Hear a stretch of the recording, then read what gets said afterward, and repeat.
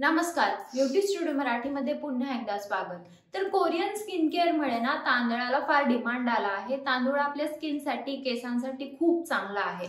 तर स्किनसाठी म्हटलं तर आपली डेड स्किन सेल निघून जाते, आपल्या चेहऱ्याचं कॉम्प्लेक्शन चांगलं होतं, पोर्स आपले क्लीन होतात, चेहरा साफ होतो आणि तांदळाचे भरपूर सारे फायदे आहेत आपल्या स्किनसाठी।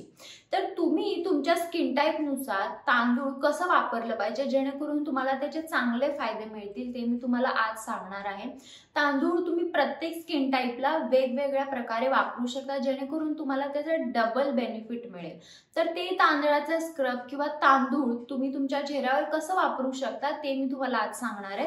चला तर मग हा व्हिडिओ शेवटपर्यंत नक्की बघा। जर तुमची स्किन कॉम्बिनेशन टू ऑइली असेल तर तुम्हाला 1 चमचा तांदूळची पावडर घ्यायची आहे। तुम्ही जे काही घरात जे काही खायला तांदूळ वापरता त्याची तुम्हाला पावडर करायची आहे। तांदळाचं पीठ जे आपण असतं त्याचा 1 चमचा घ्यायचा आहे आणि त्यामध्ये तुम्ही ॲलोवेरा जेल मिक्स करायचं आहे आणि थोडंसं गुलाब पाणी नाहीतर नॉर्मल पाणी मिक्स करायचं आहे आणि तो फेस स्क्रब तुम्हाला तुमच्या चेहऱ्यावर लावायचा आहे। तर याने तुमचं जे कॉम्प्लेक्शन असेल ते चांगलं होईल। जर स्किन काळी पडली असेल, तुम्हाला ग्लोईंग स्किन हवी असेल तर आठवड्यातून 2 ते 3 वेळा हा जो फेस स्क्रब आहे तुम्ही तुमच्या चेहऱ्यावर वापरू शकता। जर तुमची स्किन खूप जास्त ड्राय असेल तर तुम्हाला 1 चमचा तांदळाचं पीठ आणि त्याच्यामध्ये 2 चमचे दूध घालायचं। तुम्ही कच्चं दूध घाला नाहीतर कोणतेही दूध वापरू शकता, असं काही नाहीये।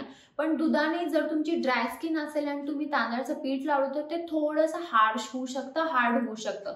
त्यामुळे तुम्हाला दूध घालणं कंपल्सरी आहे। जर तुमची ड्राय किंवा खूप जास्त सेन्सिटिव्ह आणि ड्राय स्किन असेल तर तुम्हाला दूध आणि तांदळाचं पीठ मिक्स करून तुमच्या चेहऱ्यावर वापरायचं आहे। जर तुमची नॉर्मल स्किन टाइप असेल तर तुम्हाला 1 चमचा तांदळाचं पीठ आणि त्याच्यामध्ये 1 चमचा मध घालायचा आहे आणि तो फेस स्क्रब तुम्हाला तुमच्या चेहऱ्यावर वापरायचा आहे। तुम्हाला 1-2 मिनिटं मसाज करायचं आहे आणि नंतर तुम्ही नॉर्मल पाण्याने फेस वॉश करू शकता। जर तुम्हाला कोणतेही इंग्रेडिएंट्स वापरायचे नसतील तर नॉर्मल तुम्ही तांदळाचं पीठ आणि गुलाबचं पाणी देखील तुमच्या चेहऱ्यावर वापरू शकता।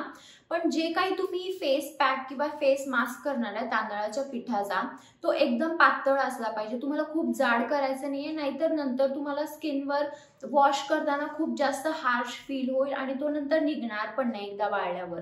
त्यामुळे तुम्हाला एकदम पातळ कन्सिस्टन्सीचा फेस मास्क करायचा आहे। जर तुम्ही गुलाब पाणी मिक्स करत असाल तर नॉर्मल तुम्हाला 5 मिनिटं ठेवायचं आहे आणि नंतर तुम्ही फेस वॉश करू शकता।